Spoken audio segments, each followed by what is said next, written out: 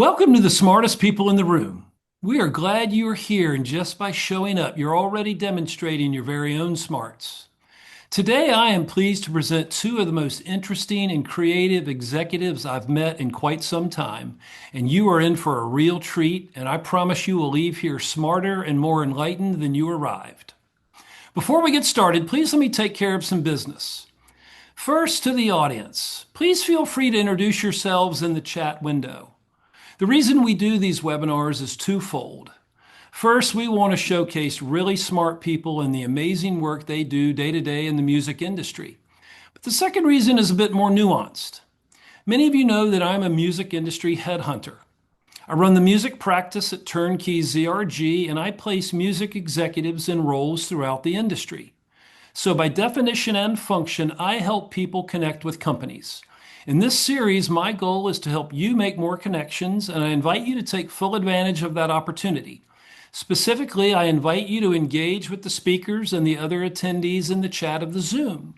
Please introduce yourselves, share your LinkedIn profile, say hello to your friends, and make some new ones. And also, please ask questions of our speakers. And finally, this is very important. Please make sure that your chat is set to address everyone, not just the host and speakers. I want to thank our program sponsors, for without their support, we could not continue to do this for free. Special thanks to MedJet, Turnkey ZRG, the Tennessee Entertainment Commission, Tennessee Brew Works, and my favorite industry podcast, Unlimited Supply. A quick note about MedJet, folks, which is the top-rated air medical transport and security response membership program for travelers. This is a service that will safely transport you all the way home if you are traveling anywhere in the world and encounter a medical emergency. And with all the craziness in the world right now, you just never know what can happen. So check it out at medjet.com. So let's get down to business. Today, I am so pleased to welcome Oak Felder. He is a producer, AI innovator, and co-founder of the Orphanage LLC. Two-time Grammy Award-winning producer, songwriter, and entrepreneur, Oak Felder is one of today's leading voices at the intersection of music, technology, and artificial intelligence. Born in Istanbul and educated at Georgia Tech, where he earned a master's in networking technologies, Oak began his career grounded in disciplines that would later evolve into modern AI and machine learning. He now applies that expertise to redefine how music is created, distributed, and protected in the digital age. A partner in a company developing AI tools for music creation and rights management, and a regular collaborator with Apple's GarageBand and ProLogic teams, Oak helps design technologies that empower artists and producers worldwide. Through his Los Angeles-based company called the Orphanage LLC, he sold over 100 million records and helped shape the sound of contemporary pop and R&B through collaborations with stars such as Alicia Keys, Rihanna, Alessia Cara, John Legend, Demi Lovato, Lizzo, and Nicki Minaj, among others. Beyond the studio, Oak is an advocate for ethical AI in the arts and a sought-after speaker who has presented for TED, TED AI, Harvard, the Wall Street Journal, and Recode. Welcome, Oak. It is an honor to have you with us today. Thank you so much, Tom. I'm honored to be here, man. Right on. And joining Oak is Pinkbeard. The son of a Southern preacher raised on soul, gospel, and country, Sebastian Cole, as his real name is, has built a career as a standout vocalist, award-winning songwriter, and compelling storyteller. A key contributor to 6 Grammy-winning and nominated projects, he's written Billboard #1 hits for Alessia Cara, Scars to You're Beautiful, and Here, and songs for Alicia Keys, John Legend, Halle Berry, and Jennifer Lopez. Now stepping into his own spotlight, Cole introduces Pinkbeard, a bold, country-rooted artistic identity blending Southern storytelling with a modern edge. His 2025 debut EP called Red Dirt Diaries offers a glimpse into his Alabama upbringing and genre-crossing sound, marking a new era of creative freedom. Signed to Anzi Blue Records, his latest single called Ice on the Road delivers a timely message of compassion amid national unrest. Praised as a stirring anthem by Forbes magazine as one of the most powerful moments of vulnerable, influential art from Billboard, the track has generated 4 million in social media views and support from SZA, Queen Latifah, Brandy, Lauren Jajiri, and others. With Pinkbeard, Cole brings a multi-dimensional perspective to country music, reclaiming space and expanding the genre's narrative. It is my pleasure to welcome these two rock stars to our platform today. Take it away, gentlemen. My Hey, man. What's going on, man? what's First and going foremost, on, I'm brother? so Man, thankful to be here. This is so dope. man, Yeah. I'm gonna tell you the best part of this is hearing them read your hearing Tom read your introduction. I know, It's right? like I But always comment, it's like, yo, my friends are successful people. yeah, that's dope, man. I think that's I funny. got something to tell you. Okay. What you got to tell me? Okay. I'm engaged. Whoa! What? What? Oh my God! You're engaged. What the? Oh my God! I can't curse. Oh, I can't curse on this. I can't curse on this thing. I'm engaged. Oh, that's amazing! Oh my God, Yeah, yeah. bro! I got engaged. Yeah, yeah. Yo, he's engaged. I'm engaged. Oh, you're engaged, man. Congratulations, bro. Wait a Thank minute. you, man. So you popped the question. I did. I did. Okay, you Yeah. gotta you gotta give me the details, dog. How did that go? If you know me, like, okay, I was gonna put this off. Like I bought the ring and I was like, you know what? Okay, I'm gonna wait until I make some money. bro, Yada yada bro. yada. Christina, my Christina is sitting right here Yes. freaking out right now. So I That's was like, I'm gonna amazing. wait till I make some money. I was like, I'm Yeah. starting this new part of the career. And I was like, I'm gonna hold off, blah, blah, blah. And then something said, you know what, man, there's never a perfect time. But so right now is the perfect time. Wow. And so she was actually getting ready to go to work, and I just kind of stopped her and just like dropped. Whoa. Yeah. Wow. Yeah. Surprise proposal. Dang, bro. Oh my God. That's congratulations, brother. Thank you, man. I'm really, really excited about that, man. Yes, Congratulations, man. I'm about to be a married man, you know. I'm excited about Oh that. my God. Oh, that's amazing. So let me ask, first of all, is her last name gonna be Beard? Or is her You last know name what? We got to work what's that out. No, let what me is her just chill, last man. name gonna be? Because you got so Let me many chill, man. names. We'll work on it, you know. Beard is crazy. Beard is Beard crazy. is crazy. Mr. and Mrs. Beard. You That's know it. Yeah. fire, bro. I'm telling you, Yeah, she that's dope, gotta man. dye her hair pink or something, I man. know, right? Get us some pink braids. We'll get it. We'll get it right. Oh Um, man, that's fantastic, so that's man. what's been going on in my life. That's You incredible. know, getting that part of life together, man, and just trying to navigate what the rest of the world with that. You know what I'm saying? How about you? Yeah, How you been? yeah. I mean, the benefit though to that is that, man, I find that navigating the world is a lot easier when somebody's in the co-pilot chair. You know what I mean? Like Yeah, when you got somebody riding shotgun, it makes it more worth it. Like seeing the Great Wall of China doesn't mean anything if you ain't seeing it with somebody, man. So bro. That's the God's honest truth, man. Like yeah, that's the God's honest truth. I remember one time, the first time I ever flew into Philadelphia. Like my first, like as an adult flying into Philadelphia, and I could see the Liberty Bell. yeah. I was sitting in the window seat and I could see the Liberty Bell. And everything in me wanted to be like, hey, look at this. And then I realized I don't Right. know this person. You I know what don't I'm know. saying? Like, I don't know that person. That's gonna be Random weird. message. Yes, that's the Liberty Bell. Who are you? Yeah, yeah. So yeah, having Wow. a co-pilot is dope, man. So I'm looking forward to a life of that, man. That's It's the greatest, man. I literally it. have my co-pilot sitting here with me right now. So Hey, Christina, how are you, darling? How you doing? Yeah. Good to hear your voice. Good to hear your voice. Yeah. Congrats, So back man. to the music now. I'm just kidding. I know, back to the music. But wait a minute. This is gonna inspire you to write a lot more. As a matter of fact, I remember specifically you telling me about an idea. You played it for me. It was a record that you wrote for the Pinkbeard project. It was early on that featured your now fiance's actual name. I'm not going to say her name if you want to say her name, but that featured her actual name in the record. Yep. And that was the first time I had ever seen you do that because I've known you for a long time, and Yeah. I've never seen you give that much like space to anybody personally, especially in your music.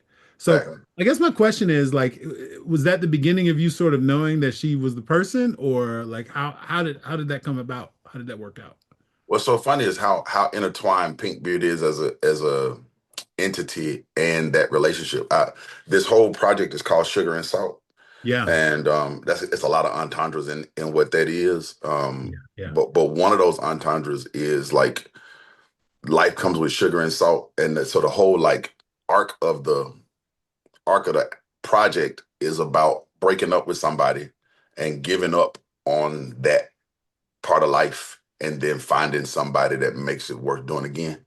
yeah. Um, and that's true about my music career and my relationships. I had a kind of harsh breakup right, about a year before Christina and I got together. And then I pretty much just said, you know what, man, fuck this. I don't, I want to do something else. And then we just kind of fell on each other, and it's like, hey, this is magical. And Both of those things happened in parallel, though. Like your music career, sort of yes, transitioning from just being a full-time writer to being a full artist. yes, yes. And oh, there's a record that you wrote that actually personified that, as I recall.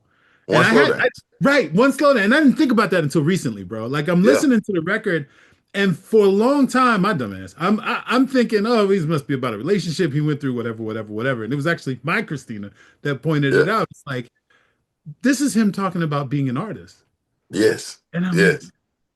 Yes, damn, that's and true. so that parallel has been going on like through the whole Pink Beard thing. It's been like I got even as a songwriter, you write a lot of songs and you work with a lot of people, and I want to say how much of a blessing and an honor it's been to like, uh, excuse me, to be able to work with the people I've worked with and help shape their stories and help tell their stories. It's been great, but sometimes you feel like I've written this song before.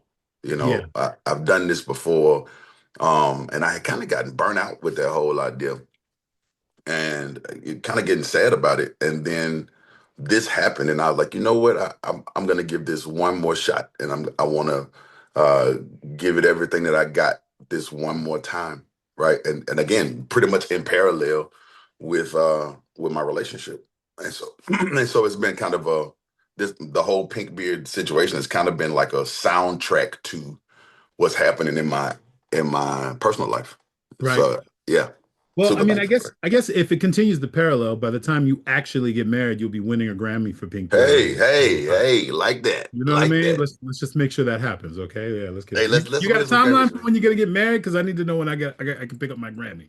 Well, it'll probably be like mid next year, probably this time next year, to give us enough time to get all the planning and stuff done. Nice summer wedding. Yeah, summer wedding. That's Yeah, beautiful. maybe late spring, but we're picking that out now. That's beautiful, man. That's amazing. Um, Congratulations, brother. I am genuinely happy for you, man. I really am. I think I'm really happy for you, brother. I'm really happy to be here, man. Bro, Like, that's fire, man. That's I'm awesome. really happy, man. Somebody in the comments said, Cassandra Grable said, the pink beard is fire though. Like, can't not look at it, which is true. Like, it is such a striking feature. And I remember specifically that you deciding, I think more you deciding than actually dyeing your beard pink was the beginning of really the beginning of your career as an artist. Yeah, yeah. I, Um, I yeah, I what was decided, man, because my beard is black and white, you know. yeah, And basically mine. yeah, yeah, yeah, yeah, Maybe yeah. a little darker, maybe a little Now I darker. love that though, and I was like, man, I want to get back out here and do something.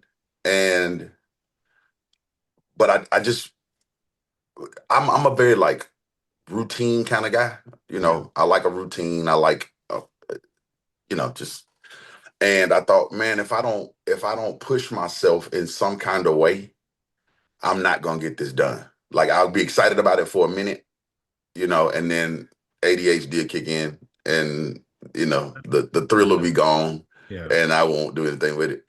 And Yep. so a part of dyeing my beard is every day I get up and I see myself and I think if you don't do something to make this worth it, you're gonna look ridiculous today. So Wow. and it's so recognizable that somebody's gonna remind you that you're pink beard, and that's super dope. Like, You go out somewhere and people go, aren't you Pink Beard? And it's like, yes, I am. And I have to remember that. I have Right. to remember that, like, I'm Pink Beard and I need to do something today to further that. And so it's been this I call this my best dumb decision ever. Best dumb decision. I don't think it was a dumb decision. I think it was a fantastic decision, man. It I is love it though, man. I super really like recognizable. I it. remember when we were in Atlanta actually during the summer, Yeah. and I was taking the summer off. Christina and I were in Atlanta, just hanging out. And I remember us being in a barbecue restaurant, and you called me and you said, "Hey, uh, yeah, I think this is right after we had had that conversation about the records that you had sent me." So Yeah. I'm gonna tell my part of the story right quick anyway. So Yeah. we're sitting there hanging out in hanging out in Atlanta and just playing cards and smoking hookah and all this other stuff. And then you happen to call me and you said, and you do this from time to time. You'll call me and you say, "Hey, listen, I got this record I want you to listen to. I'm sending it to you right now. Let me know what you think." And I said, "All right, cool." So you send it to me. God, and I can't remember what song it was. Do you remember what record it was? I don't remember what record it was. It was one of the early Pinkbeard stuff. Was drunk enough for this on there? I'm sure Howdy was in there. It was It, Howdy. It was Howdy Howdy, and drunk Drunk enough for Enough. this, and Yeah. probably Church. Yeah, it was like the initial demo you had for Yeah, Church. yeah, So it was those, okay, so we're listening to it. And I'm sitting there with Christina, and I'm sitting there, and up until this point, the idea of you being an artist wasn't something that we had talked about or considered, or at least you'd never spoken to me about it directly. yeah. Uh, and so I'm like, all right, I play the records, I'm listening to, I'm like, damn, this is amazing, man. And then Christina goes, you know what the problem is with Cole? And I said, what? He said, no one is ever going to be able to let the emotion of these songs come across in the same way that he does. Because, at the end of the day, if you shop it and somebody cuts it and they come in and they do like a facsimile of what it is that you're already doing. Yeah. And she was like, he should just do this as an artist. Like, this should just be his thing. I love that. And I'm like, man, yeah. I mean, what are you gonna do? Like, you got to shop the records. He's a songwriter. That's what he does for a living. And then you called me. What do you think? And I'm like, man, it's amazing. And then I told you what Christina said. And then you told me that some other people had told you exactly that same thing Yep. that Yep. day. Exact same thing. That day, man. Nephew, I had randomly too, man. Randomly, that day was so special to me Yeah. because nephew had called me that morning, and he was over in like Ireland somewhere, and As he does, right? as he does, right? Shout out to Amazing. him. Shout out to Um, nephew. he called me randomly, hadn't heard no records, nothing, and said, you know how he talks. The Lord told me to tell you, brother, that it's your time to shine, man. You've been putting the battery in everybody else's back, but it's your time to get out and shine. And I don't know why I'm telling you that. God just told me to tell you that today. Keep in mind, I hadn't said a word to him about any of this, right? Wow. And I was like, yo, that's crazy. But thank you. I still didn't say nothing about it, blah, blah. And then I went once you told me what Christina said, I was like, all right, I'm doing it, man. That's it. That's enough. I'm going to do this. And that day really like kind of jump started my like I was already enthusiastic about it, but like that really jump started my like super enthusiasm, which kind of brings me to this point about how important friends are in music. Yes. I, one of my favorite sayings that I've ever come up with in life is the best thing you'll ever make in the music industry is a friend. Yeah, man. Amen to that. Yeah, man. Because 100%. there'll always be a day when you just sometimes you go in and you make some hit records with your friends, which is dope. But sometimes it's like even if we didn't make a hit record today, I got some encouragement today. I got a chance to talk amongst people who understand me today. Um, I got to feel human today. You know, I think that's the power of writing rooms. And sometimes I think we lose. I mean, not and it's not because we're not. Of course, you want to go in and make the best record you can every day, Yeah. right? No 100%. one's going in to be mediocre. Right. Yeah. Um, Yeah, exactly. Well, I don't know. We done been in, you and I both been in some rooms where it's like, what the hell did you come here to do today? Let me get mediocre. Let me get 3 pounds of mediocrity. Yeah, I'm pump three. 3 pounds of mediocrity is funny, bro. Oh my God. But listen, I distinctly remember, I don't know if you remember this, but I'll never forget it. You and I met doing the Alessia Cara project. Yep. And for me, speaking for myself as a record producer, the first time I ever had back-to-back number one records was with Alessia Cara, and you wrote both of those songs. Now, look, the first day that we worked with Alessia, I remember, and I never met you prior to that, but you had already been working with her for a lengthy period of time because you wrote the entirety of that first Know It All project. You Yep. wrote that whole album, Thank and you. so I remember we were at Glenwood Place Studio Glenwood. in Yep. Los Angeles, California, and it might have been after the first 3, 4 hours of working. And it was lunchtime, and I was sitting outside at that wooden table right outside the B room, and you were sitting there, and we got into like a very sort of deep 30, 45 minute conversation about the most random stuff, Yes, including we do. religion, which I know you have a very deep knowledge about. Yeah. Um, and we connected on a whole bunch of different levels, and you looked at me and you said, you know what? You and I are gonna be good friends. And that was, Jesus, how long ago was that? 15 years ago? Most two. Yep. 13 years ago, probably. 13 years ago. Yeah, 13 years ago. Yeah, man. And Yeah. and brother, here we are, man. However many number ones and how many Grammys later. And I'm proud to say that as one of my friends, I also get to say that you're a friend that I've won multiple Grammys with. So there's that. Can't beat that, man. Yeah, man. Can't But beat that for some but old pals, you know? but getting back to the whole sort of etymology of pink beard, Yeah. uh, from the artist to deciding to dye the beard pink. Because I remember the next day you called me and said, "I'm gonna do an artist project, man. And that's exactly what you'd said. And at the time, I thought it was so random, yet a fantastic idea. How'd you come up with that, man? How did that even happen? Well, again, just didn't want to get out here with a black and white beard. And I had happened to host a birthday party for a friend of mine at my house. And she had these twin brother pastors who had this color in their hair. They do fashion, but they also pastor a congregation. Right. And they had this color in their hair. And I was like, yo, I used to have dreads that I dyed all kinds of colors. And I was like, man, if I had hair, I'd dye my hair that color. And one of the brothers said, you do have hair, it's just on your face. Yeah, And I was like, what? that works I out. do that? And they laughed. They thought I was playing, but I'm like, nah, man, I do that. And again, that was like my, once you do it, you gotta go. Like you can't just walk around with a pink beard for nothing. So it was that idea just kind of, I didn't know how else to get into country music. Um, and make the visuals that I always say about like an artist, someone should be able to dress as you for Halloween, Yeah. right? Right.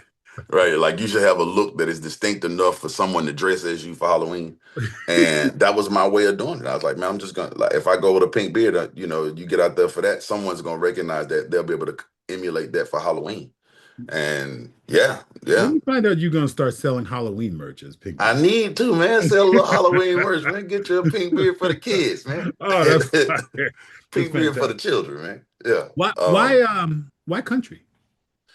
Bro, because that's where I'm from. I, this is this is a conversation we probably should really just have. Yeah, yeah, I think that like genres are like they serve a purpose. Don't get me twisted, because there's so much music out there. You kind of want to be able to chop down and blah blah blah. yeah, for But sure.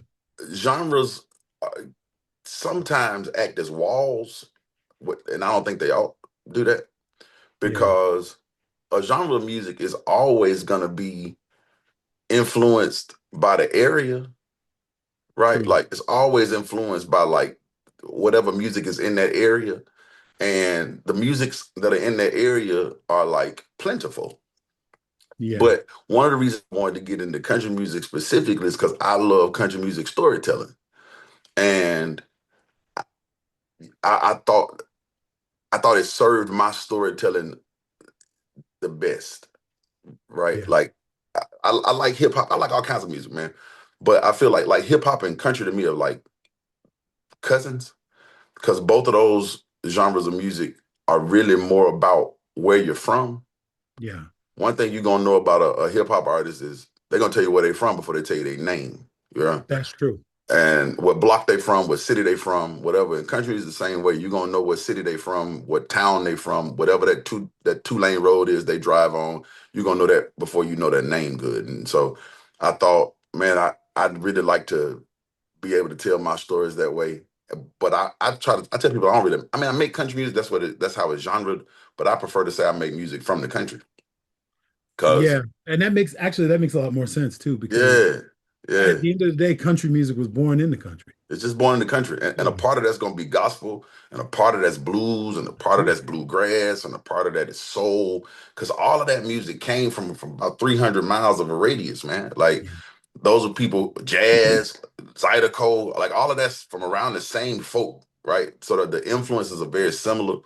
And yeah, yeah, I'm gonna that's tell you, why I got into it. I'm gonna tell you what's funny, man. So not too long after I moved to the States, because as you know, I was born and raised in Istanbul, Turkey, but my father was an American and he was from the same city that you are from, which is Yes, Birmingham. sir.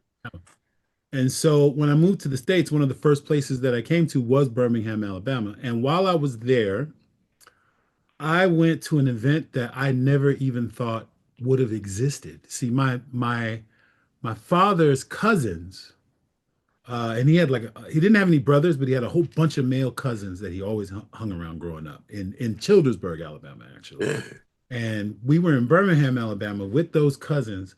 And they came over to the house one day saying, all right, Sonny, you ready to go? Sonny was, everybody called him Sonny. All right, Sonny, you ready to go? And they was wearing cowboy hats and boots with the stirrups. And bro, this is back in 2001. Like this, yeah. boots with the stirrups and the jeans and the buckle. And I'm like, what the hell are they doing? Right. I had no idea. And so we ended up going to essentially what was a black country bar Yeah, in Birmingham, Alabama. It was actually in Bessemer, Alabama. yeah. And it was, bro, it wasn't anything official dishal. It was like a warehouse type vibe. And you walked in and there was somebody off to the side with the DJ turntable and they was line dancing and stuff. And bro, I was raised in the Middle East. This is the culture shock. This Yeah, is man. I mean, it's already enough of a culture shock moving from another country. And then to what literally, this is the first week I was in the United States, walking into this warehouse, seeing these black people had this amazing cultural moment. My God, man, I really didn't understand, how that was even possible until then. And then when you mentioned you wanted to do that style of music and you wanted to kind of jump into it, I was elated, man, because I love all music. I grew up listening to everything, right? So Yeah. it was a shoe in for me, man, especially seeing how passionate you were about it. Because as a producer, I can only derive. Have you ever been in the studio with an artist? Actually, we both have been. Have you ever been in the studio with an artist and they were just giving you no vibe? Yes. No. As a matter of fact, I have. As a matter of fact, I'm thinking of one in particular that we were both in with. And I, Yes. I think we ended up getting paid off of that record really, really Yes, we well. did. But it was because through no effort on the artists themselves. And so, man, honestly, working with you as an artist has been the opposite of that. It's like idea after idea after energy after energy after energy after energy. And I think it's important to have that perspective, man. But I guess my question is, when did you make the distinction between being an artist and a writer? I notice that when I'm talking to Pinkbeard, I'm almost talking to a different person because Sebastian Cole as a songwriter has a whole other energy. It's like speaking to like your brother or something. That's a lot calmer. That's a lot Yeah. calmer, right? And so have you determined that you have left that part of yourself behind in pursuit of Pinkbeard? Not really. Like the songwriter me uh still exists and still likes to write songs. I love being a songwriter. I tell people all the time it's the best job in the world. You get to hang out with some of the smartest people in the room, you know. Yeah. You get to meet people like at different points in their journeys. I've worked with everybody from Alessia Cara when she had never sang in front of more than three people. Yeah. to Mariah Carey. You know what I'm Yeah. saying? And every all the spaces in between, and that is incredible. But as a you say this to me all the time, like you're really in service to their art, right? Like, and so the way I serve, because I'm loud, like my voice just carries. I'm kind of big and intimidating in a lot of ways, and so I play a super calm role as a songwriter. Yeah. Um, because I don't, it's not about me really. It's about that artist and help making sure that they're able to shine through and that I'm listening well enough to do my fat GPT thing. Fat Um, G, please hold on, because this is so far. This is like a private joke between yeah. me and you and a couple other people I've mentioned this to. You have to explain that concept. Fat G, I call please myself Fat explain that GPT concept, brother. because when an artist comes in, they give me basically a couple words of a prompt. They tell me I listen to them, I listen to the way they talk. I ask them what's on their mind, and they tell me what's on their mind. I use that as a prompt, and I walk outside and I come back in and sing them a song. And that normally just blows their mind because it happens relatively quickly. So I call myself Fat GPT for that Fat reason. GPT. I mean, I have to give a third person's perspective on this, brother, because Yeah. okay, cool. So to everybody who's listening to this conversation, imagine you are the artist and you walk into a room, and typically the process is for anybody who doesn't know or who does know, you walk into a room, there's a producer in the room, there's a writer in the room, if you have a writer helping write or whatever. And then you start to have a conversation about it, what it is you want to do, and what your energy is, et cetera, et cetera, et cetera. Uh, and then you sit down and the song starts getting built. Whether the producer is playing tracks beforehand or building from scratch. Typically, as a producer, I like to build from scratch. I feel like tracks are like clothing, they have to be bespoke. And so uh, you start building the song, and the writer and you are sort of hashing it, what the concept is. And oh, let's figure out a melody. And sometimes you'll cut melodies and start seeing what the best melody is. And then it's typically a 2 to 3 hour process if you're quick. And I just did a session recently with a class songwriter, David Hodges, who shout out to David Hodges, who's one of my favorite people, and he and I just did a fantastic record together last week. And the writing process might have taken an hour and a half, maybe two, which is fast, right? Yeah. Okay. So now that is option A. Option B is Sebastian Cole. And it's a little bit of a different process. And when this man says Fat GPT, please understand that's exactly how fast it could potentially be. So you're an artist, you walk in a room, you sit down, the producer's there. I'm not slow as a producer, by the way. I At try to be all. as fast as I can. So Not by any means. our production is typically done within the hour of starting the process, like Yes. hour and a half, depending on how much we have to do. So I like to be really quick because I want to focus on the writing, I want to focus on the vocal production, etc. So you're an artist, you walk in the room, you sit down with Sebastian Cole, and he says to you, "What do you want to talk about today?" It's always the first question. And hopefully you have a perspective.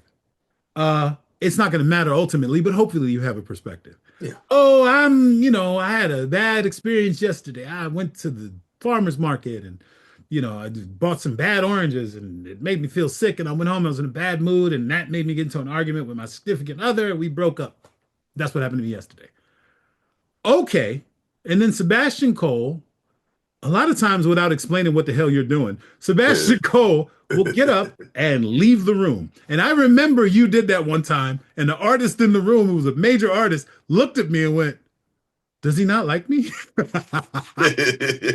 And I said to her, I was like, "No, no, no, no, no, no, no, no, no. He likes you fine. It's fine. Just give it a second."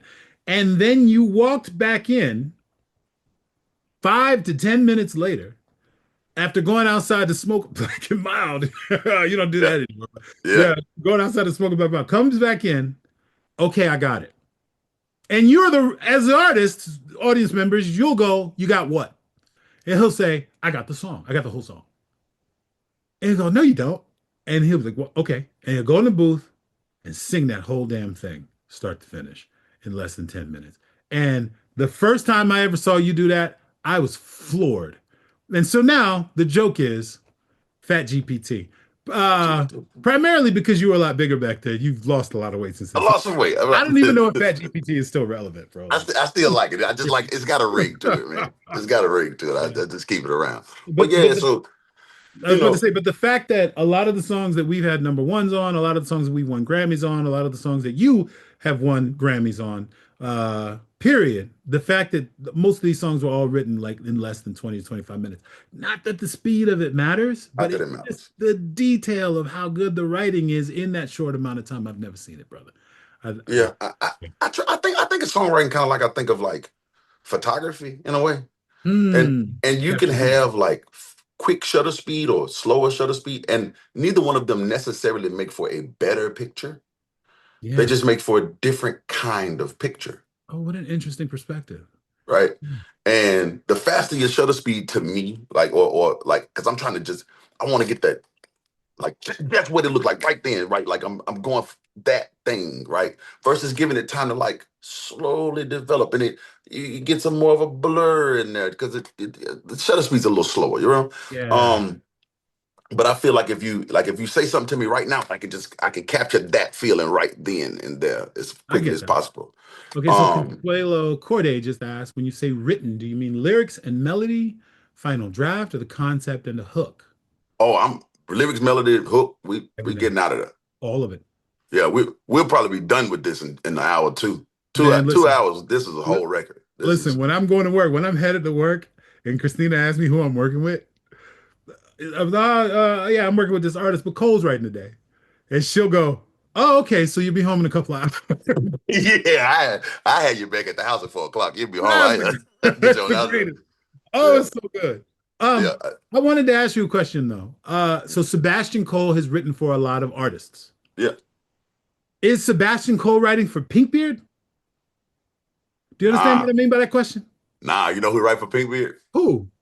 Coleridge. Coleridge, right? Because Coleridge is I writing for noticed your Pinkbeard. writing process for Pinkbeard is totally different. Yeah, It's a and different process. like Coleridge is the kid that grew up in Birmingham, Alabama, that sat on his front porch writing songs just to get his feelings out. Sebastian is like a seasoned songwriter with like poetry and whatever. But like young me is having the time of his life. Just like I get to make a lot of jokes and songs that I wouldn't put on anybody else. Right? Sebastian Cole wouldn't tell that joke in a song. Sebastian Cole writes serious songs, Yeah, right? Sebastian Cole is a more serious person. He's a more serious person, right? Yeah. But Pinkbeard is like I get to do all my random double entendres and these jokes that I think are funny, and so I just put them in. Not that the song is a joke. I just thought that was a funny way to say that thing, you know. Right. Well, I want to Um, clarify something to Cassandra Grable. She just said, "Nice, bringing in other songwriters is fire." And even though you have brought other songwriters in for the Pinkbeard project, yeah, yeah. what I mean and what you mean when you say Coleridge is writing for Pinkbeard is literally you. Oh, oh, I Yeah, didn't do that. yeah, My first name is Coleridge. I'm yeah, sorry. Yeah. Coleridge, Sebastian Pinkbeard, and Coleridge. Sebastian Cole are all the same person. Yes, yes. Yeah, 100%. Coleridge is my first name. Yeah, Sebastian Cole is a like an amalgamation of lots of names. My full name is Sebastian Coleridge Andreas Gardner Whitman Tillman. Yeah, that's my full name. So Coleridge is writing this, and I have worked with a couple other songwriters on this project, and I'm looking forward to working with a lot more. But most of this stuff has just been, writing on airplanes. Oh, okay, sorry, I give it to you again. My full name, Tom, is Sebastian Coleridge Andreas Gardner Whitman Tillman. That's my full name. yeah. And so I shortened it to Sebastian Cole, right? But Coleridge is the name I was called as a kid. That's my mom named me Coleridge. Oddly enough, random piece of information about me. I and CJ Stroud, the quarterback for the Houston Texans, are cousins, and we're both named after his dad, Coleridge. CJ Wow. Stroud's first name is Coleridge. His dad's name is Coleridge. I'm named after his dad, and so is he. We're cousins. Little Famous, random famous. factoid about me. So wait, who's more famous between the two of y'all? He is. He's like he won like Rookie of the Year for the NFL. You know what I'm saying? But But hold on, boy, you got a number of number one records and some Grammys. Now, come on that's now. true. That's true. Come I'm on just now. saying you can't go wrong being a Coleridge, is what I'm trying Yeah, to tell you. You know exactly, what I'm saying? Just exactly, exactly. name your kid Coleridge. He's going somewhere. That's hilarious. You know what? We I'm going to change yeah. my name to Coleridge Felder. Oh, no, no, man. You'll go far, man. You'll go I'll far. go far in life, I would imagine, right? Wow. Speaking Keep of which, working at it, buddy. You'll get there. I know, right? One day I'm gonna figure it out one day, bro. But speaking of which, speaking of name changes, when I first moved to the States, speaking of long ass names, my name when I was born was Okay Kerim Abdullah Karul, my full name. Hmm. But say the last part again. I know the Okai Karim. I knew that part. Okay Kerim Abdullah Karul. Abdullah. Okay. Yeah. So uh I moved here shortly after September 11th, 2001. So as you can imagine, a person with a name that sounds like mine is going to get pulled over all the time, Yeah. detained all the time, and I could Hmm. not get on a flight to save my life without being pulled. As a matter of fact, bro, the next year I had a potential publishing meeting, and I was going to meet with Sony to potentially do a publishing deal with them. And this is before I was like, but this is honestly years before I actually got my deal. Okay. Uh, I missed the meeting because on my way to New York, I got pulled into a room and they interrogated me That was essentially. like 2001, 2002, wasn't This it? was in 2002. This is the end of Oh, 2000. hell yeah. You wasn't moving Yeah. nothing. Yeah. Yeah. And so my pops was like, you know what? Why don't you take my first name and my last name? Because Karul wasn't his last name. Felder was his last name. Mm. He's like, take my first name, which is Warren, and my last name, which is Felder. Bookend your name, and then just put Warren O. Felder on your ID. And I was like, okay. And I did that. Never had any other problems. Never had any other Man, problems, man. man, It Islamophobia is a bad thing. Let me just throw that is indeed a out. bad thing, That's 100%. random, but yeah, Yeah, yeah, man. that is a But terrible thing. name changes, man. Yeah, You know what? Name changes kind of give you a different lease on life, though. And that's why I'm saying that Coleridge gets to write this stuff, and I'm happy for like that young me who didn't even know that this could be a career. You know, right. who was literally just writing songs because writing them for my church choir and stuff. And it's been dope to like my phone is. You know what, man? If I wasn't getting married, I would probably be dating a girl named Scam Likely because she calls me Because all you're the time. She clearly loves me, and I'm like, okay. Um, but like to be able to kind of get back to like what the like why I wanted to do this in the first place, and I think in music a lot of times, we you want to make money, you're right. Like, 100%. don't get me twisted. Before I get off here, I want to tell y'all all the stuff I'm doing to help me make some money, right? Right, You want to make money, right? You got merch to sell and gigs to do and writing to do, and you hoping that artist sells and yada yada yada. You got all this stuff that you're trying to do to make money. right. Um, but I don't know if many of us started doing this for the check, Yeah. right? And we talk about this all the time. Like, you can get so artsy that you're not commercial, and you can get so commercial that you miss the art, right? That you missed And arguing. About maintaining that balance, I'm thinking. maintaining that balance, man. Yeah. Maintaining that balance. It Just takes a while. It takes a while to learn that lesson, though. So yeah. here's my question. Like, first of all, what is the origin of you even getting into the music industry as a writer to begin with? Oh man, I'm gonna try to tell this in a truncated version because we ain't got but a couple minutes. Yeah, But we got yeah, right. um, I was I've always been a songwriter. I've been writing songs since I remember writing my first song at 5. My mama said I was 3 when I wrote a song. I don't remember that one, but I remember writing a song at 5 that my church choir sang, that the kids choir sang. It was Right. called "God Is My Inspiration." Shout out that. Um, Shout out to and God. so I just been writing songs my whole life, and I right around the time I turned 30, I was about to give up on writing songs, and I had a good friend of mine from down here named Mike Warren. We were just hanging out one summer writing some hooks, and he had been signed to Atlantic at the time, and one of those hooks made it to J Lo, and literally on my 30th birthday, right when I was like, okay, I'm 30, I didn't make it in music, I gotta quit today. because I need to go get a big boy job. And I mean, literally, I was leaned against the window crying on the way back from the Atlanta airport. Yeah, Like, that's every creative's like worst nightmare right there. oh my God, I got to go get a big boy job. And my head against the window, I'm crying because it's raining. It's my 30th birthday. My uncle trying to make me have a good time, and I'm just not in the mood because my life is over technically, right? Mm. And I get a phone call from a lawyer named Dan Fieldman, and he was like, "Are you Coleridge Tillman?" And I was like, "Are you the police?" Are you Are Coleridge you the Stillman? I mean, police, he bro? was a lawyer, so from a certain Yeah, like perspective, it had like a call ID was like Feldman and Associates Law. I was like, oh hell no, this I'm the going to FBI calling jail. my I'm in jail on my 30th birthday. This ass. is not good. Oh man. And he told me that song made it to J-Lo and that they were gonna release it.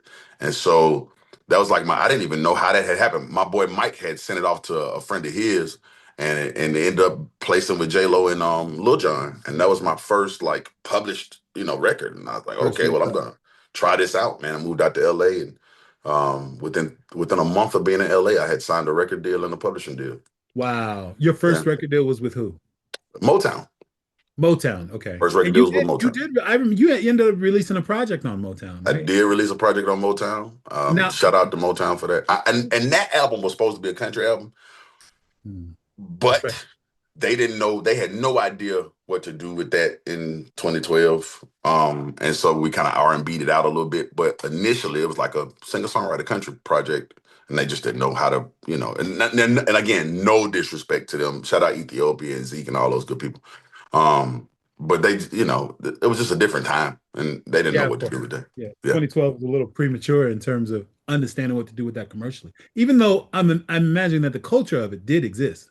Oh, the culture always existed, but sometimes it takes the cool part about the internet now is you can go straight from your living room to like the culture, Yeah. right? Because it takes culture a while to like pick up steam, and like the country is not so densely populated, so you'll have trail rides going on in Gadsden, Alabama, and Lochapoka, right? And it's not like densely populated, so it doesn't get a whole lot of motion. You get what I'm saying? Like, although Yeah. it's happening in a bunch of little pockets, it's hard to see as a movement. And Yeah. so, but I had like at home in Birmingham, like doing my thing, you know what I'm saying? Doing shows and blah, blah, blah. But that kind of thing hadn't made it to the mainstream yet. And I remember I was on my way to, matter of fact, you were there that year. I was Hmm. on my way to Bali. This was the year that Old Town Road came out, and I had Oh been yeah. listening. I had been listening to that song the whole trip. The Yeah, whole I trip. know. You forced the rest of us to listen to that song over and Oh, over I and was gonna over. make y'all hear this song because I knew before I was like, bro, this is gonna be the biggest song in the world. Like, Yeah. trust me when I say this is gonna be the biggest song in the world.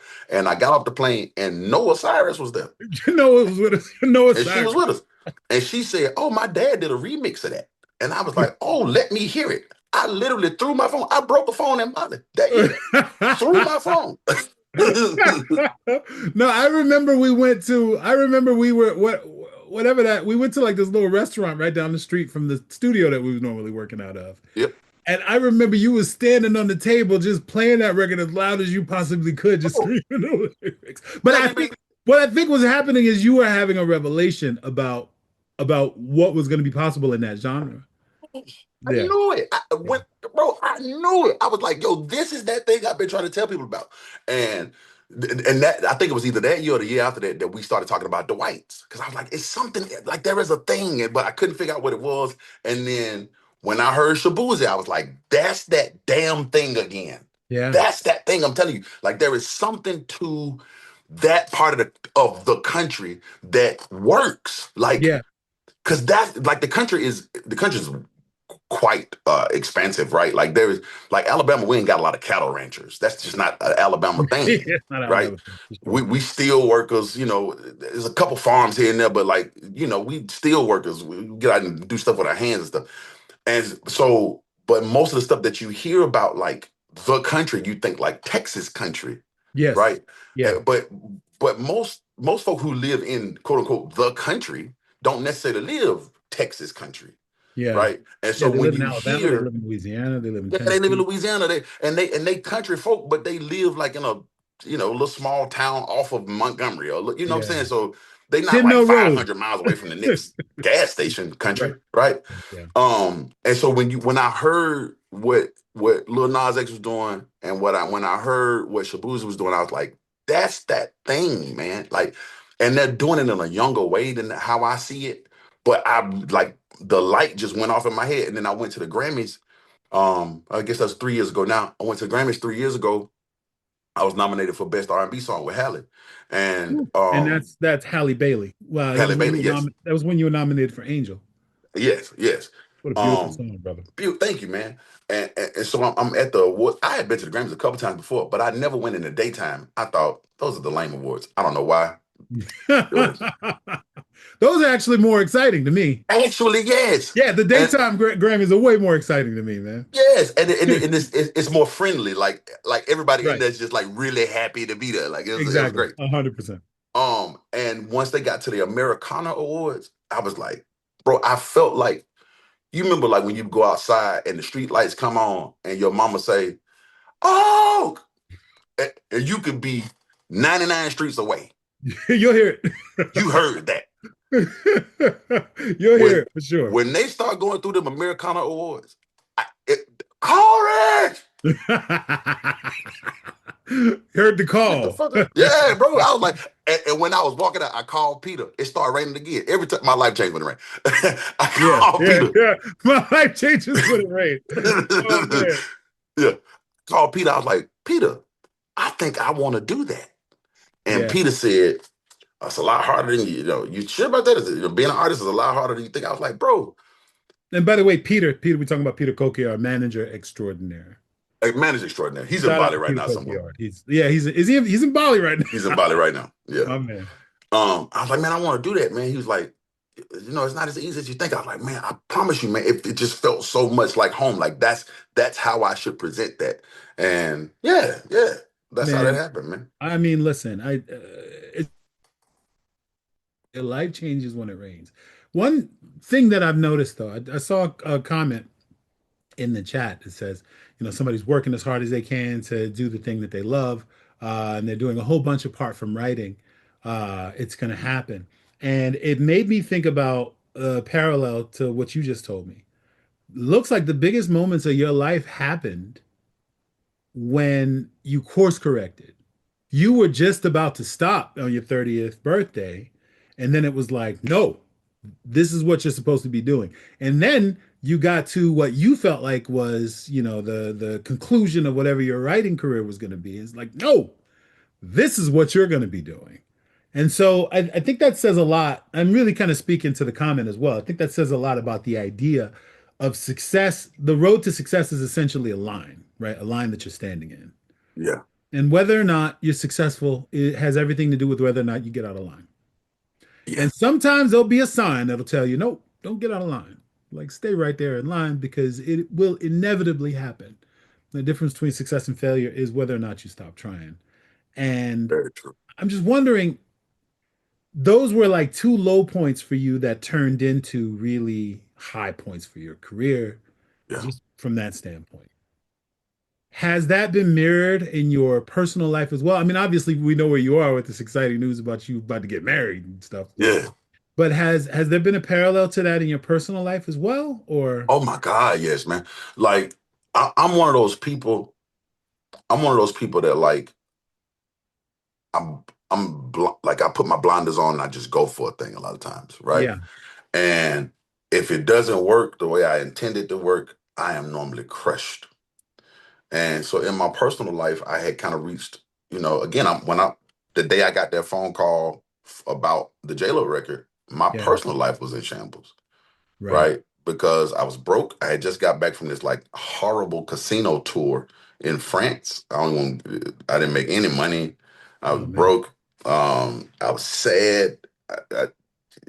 So personally, I had just reached a point, right? Like just a low point in my life. And the same thing is true even when I kind of rebranded this. Again, I had just broken up with a girl. I had put on a bunch of weight because of that. I was just in a bad place, and I try not to carry a bad energy around with me. I love to smile and laugh and carry on, but like personally, man, I was going through it. Yeah. And so to that comment, let me say this. I'll never tell somebody not to quit, right? Because quitting helped me twice. Right. But when I say quit, I don't mean give up, right? A lot of people think quitting means giving up. And quitting doesn't mean give up. Quit means stop and reconsider, Right. right? Because sometimes what you're trying to do is exactly what you need to be doing, but Right. it might not be how you need to be doing it. When I, as a kid, I wanted to be an artist. So I started writing songs so I could be an artist. Right. But then I became a songwriter, right? And being a songwriter, I learned so much Right. about the music industry, about the structure. Let me pause for a second and tell y'all. Oak been asking me all these questions, and I ain't really get a chance to ask him a lot of questions. But when it comes to like putting a song together, quick story time. Scars to Beautiful wrote the song. Blah blah blah. We working on the song, and the hook happened twice in that song initially, right? I just repeated the hook, right? Oak said, "Hey, that's a lot of information. You ever thought about just saying 'oh' right there?" Oh. Yeah, right. Yeah. And like just let the melody carry a song. And I was like, you know what? I've learned so much in being a songwriter.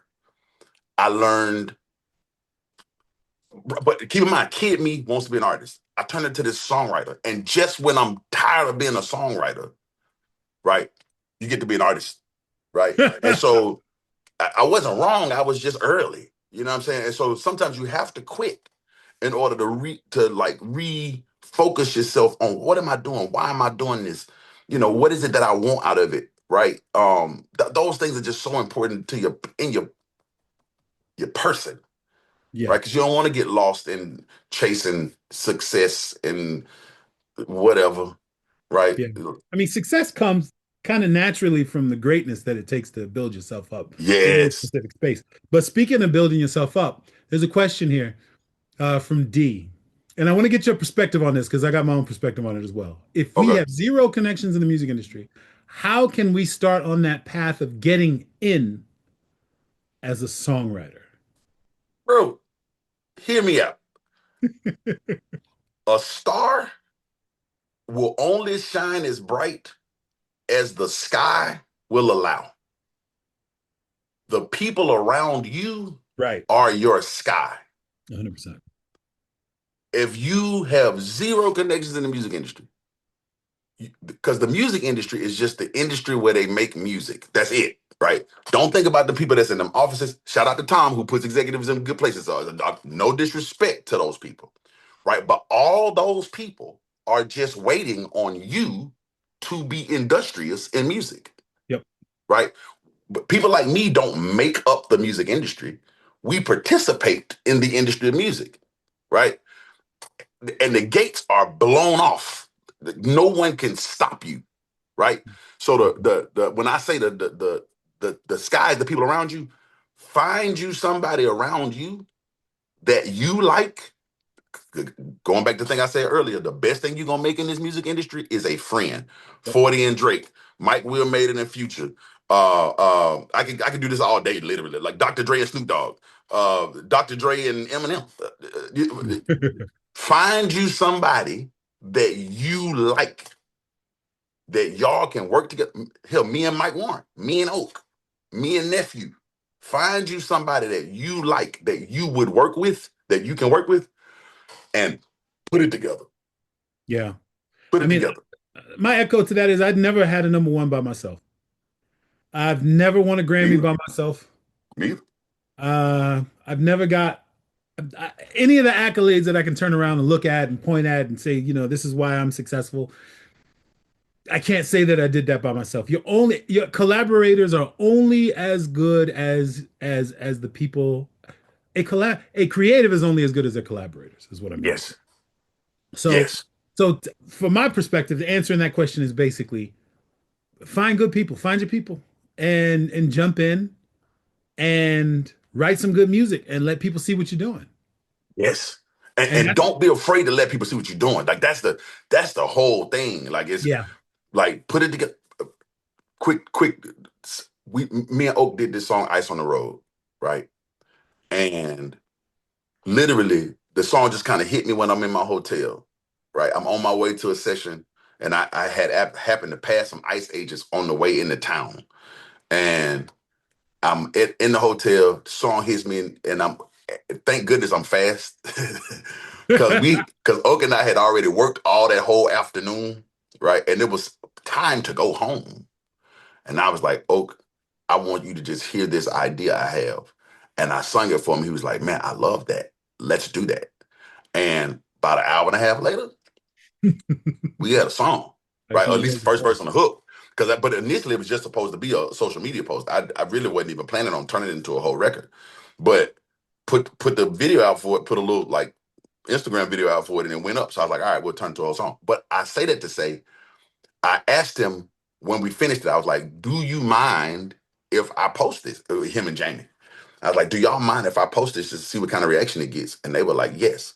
And that has really made my year, right? Like you can't be afraid to just work with people that's around you because the world is watching, right? Like we want to catch on to you early and we want to watch you grow and we like more than making music, you're making a character, right? Like we want to be a part of your story, but like we love, you know what I'm saying? So you don't have to have it all polished and all figured out and all whatever. I'm learning something new every day. Thank God, right? Like I don't know what the fuck I'm doing, man. Don't ask me. I don't know. I'm doing what feels good and I'm doing what's honest, right? Yep. And so my social media is all over the place sometimes. Who cares? I'm doing what feels good. Hey, it's entertaining though at the very least. Bro, are you not entertained? Right? Are you not entertained? Right. So I'm, It's so I'm doing what feels good and I'm taking the chances that I can take. And yeah, so that's how you do it. And if you move right, well, you'll know that you're moving right because all those people that you asking me about will start asking about you. yeah, that's very true. That's very true. And that's how that works, man. Because That's they have amazing. meetings every week about you. You Yeah. didn't know that. You might not know that, but this is a fact. Every record label in the world is meeting somewhere today looking for you. Yep. That's right. You know why? You know how I know that? Because they Because I've been looking to for them. me too. They looking for me. They looking for me, right? And so so what you got to just make it get in the way, right? Because people, those people can't keep their jobs without you. They can't, right? There's a person that gets paid literally to come find you, Yeah.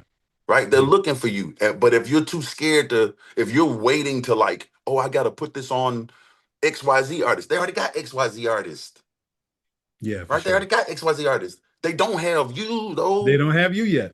So yeah, that's kind of the point is don't be afraid to collaborate with people and get out there and figure out what it is you're going to do.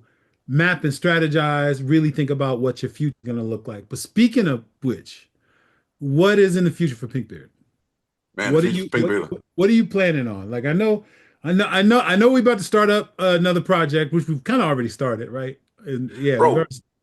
please don't forget that little thing I sent you. I'm so Oh, excited I about got that you. little No, song. I got you. I've already, man, I've okay. So for everybody who doesn't know, there's a song I did, and he does this all the time. He'll send me, man, I got this crazy idea, da, da, da, da," and then he'll record it and send it to me, and I'll start the production. We live in different cities. I live in LA. He lives in Birmingham, and so every once in a while, I'll either be on his side of the world or he'll be on my side of the world, and we can We can finally link come up. together and take the 20 minutes that it takes to actually finish the song.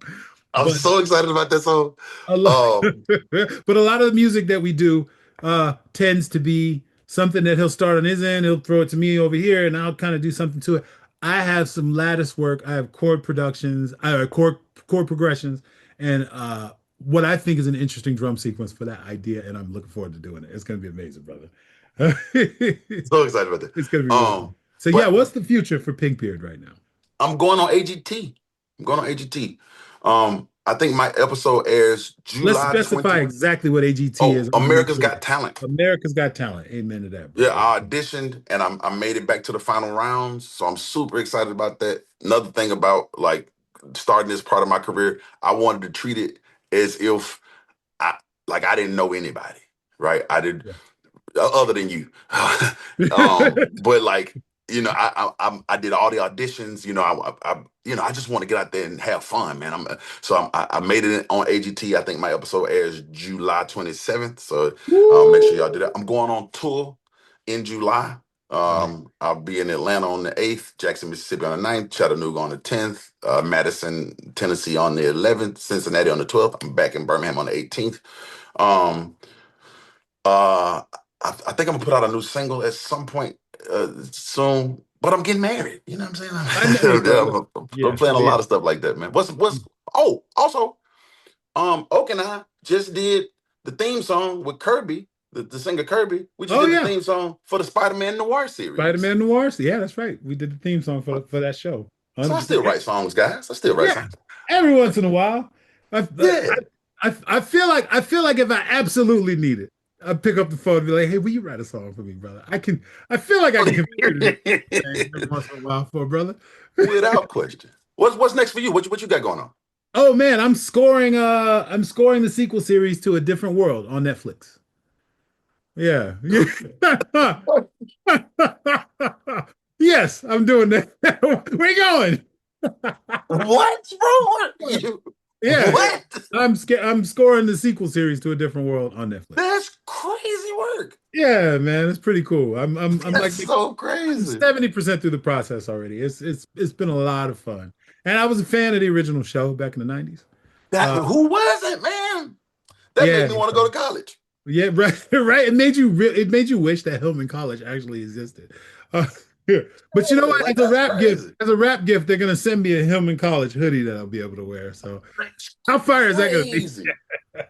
So yeah, I'm doing that and working on a myriad of artists and Per the work usual. Per yeah, the usual. further Well, usual. that's dope, man. That's dope. I'm looking forward to like this summer getting out and seeing people. Got a few shows that I'm excited about. Just trying to grow community. That's like if there's one thing I want to like end on, and I hope that everybody, you probably hear this on the internet all the time, but I want to add a little perspective to it, and it's building community. And building community is not just about building followers, man. I think the era of the influencer is over. Um, we have entered the era of the community builder.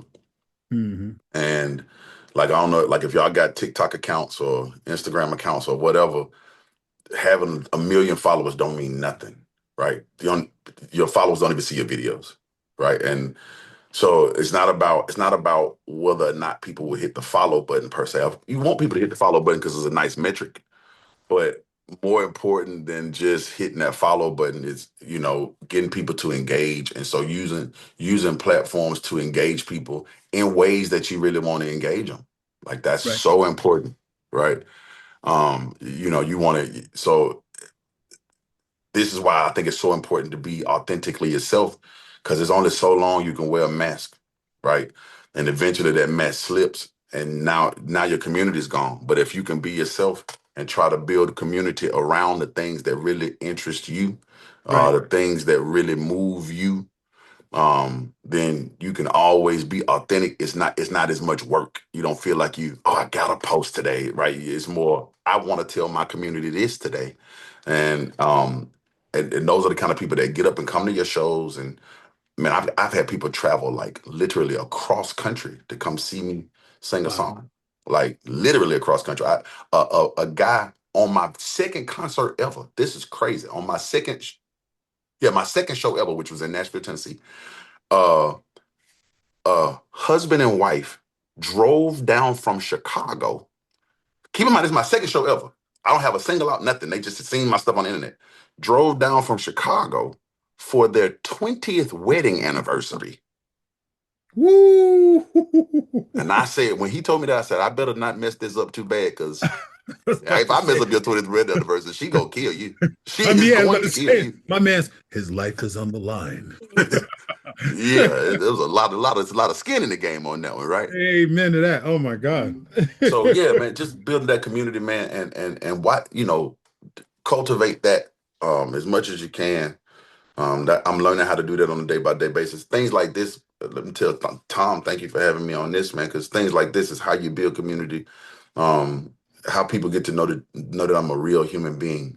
I'm shout out to AI, but I'm not AI. You know what I'm saying? Like, um, and people wanna be able to have that human connectivity. So building community, being real. Yeah, That's yeah. amazing, man. Well, listen, when they asked you who you would like to have this conversation with, and you said me, I was honored, brother. Honored and humbled. I appreciate it. I really do, man. Always honored to have you as a friend, man. Again, best thing you can make in the music industry is a friend, and I think I made the best one. So I'm honored to have you along on this. I couldn't have picked a better buddy to do it with, man. Thank you, man. I appreciate it. Speaking of buddies, there's Tom. Hey, Tom. Guys, I am speechless. This has been so freaking cool today. The wisdom that you two have shared with this audience today. Pink, you are going to be more famous than your cousin in 5 years. I promise you. There you go. I'm serious. The bombs that you all have been dropping on this audience today is so wise. I said you all are the wisest people in the room. There's a I difference saw between that. wisdom and smarts. You guys are wise, and I can't thank you enough for sharing an hour of your day with us. This has been remarkable. Oak, my God, what a monster you are. I just can't believe that I'm new, you're new to me, and I can't wait to learn more about you. Amazing, So, man. Well, this has thank you. been Hopefully, you're remarkable. not too disappointed with what you learned after today. So, Not Yeah, at let's do all. let's do one more of these another time where I get to ask him the questions. Amen. I bet there's a lot of people nodding their head in agreement that are watching this. Hell yeah, I'm in. Later this fall, after you win America's Got Talent. How about that? there you go. I'm gonna win Amen. it, man. I'm gonna win That's it. how you do it. Yeah, To the audience, I promised you leave here smarter and more inspired than you arrived. Yeah, they delivered that in spades today. Gentlemen, this has been awesome. Thank you so much. God bless you. To the audience, be nice to each other out there. It's a tough world. And go find a friend. absolutely, absolutely. Thank you again, Tom. I appreciate you. You bet. Thanks, y'all. Be blessed. Thank you.